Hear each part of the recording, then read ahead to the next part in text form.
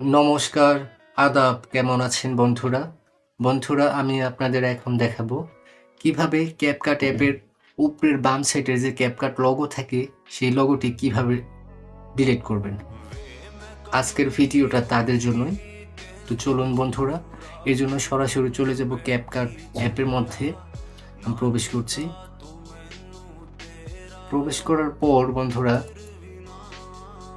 আমি একটি ভিডিও এই জায়গা থেকে বেছে নেব। বেছে আপনাদের দেখাচ্ছি যে কোন লোগো আপনারা কিভাবে ডিলিট করবেন। আমি একটি ভিডিও বেছে নিচ্ছি, এটাই বেছে নিচ্ছি।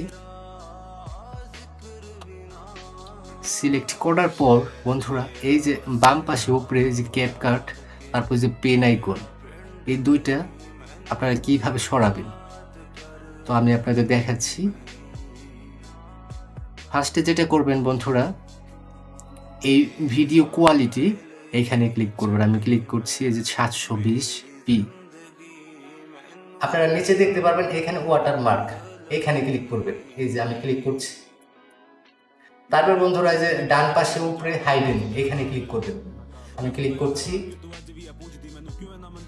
ক্লিক করার পর বন্ধুরা, এই যে আপনারা দেখতে পেলেন যে আমার এটা বন্ধ হয়ে গেছে। এখন আমি আপনাদের এখন আমার ছবিটা দেখাচ্ছি। আমার ছবির উপরে এখন ওয়াটারমার্ক নেই। এই যে বন্ধুরা, আপনারা দেখতেই পাচ্ছেন যে আমার ছবির মধ্যে এখন ওয়াটারমার্ক নেই।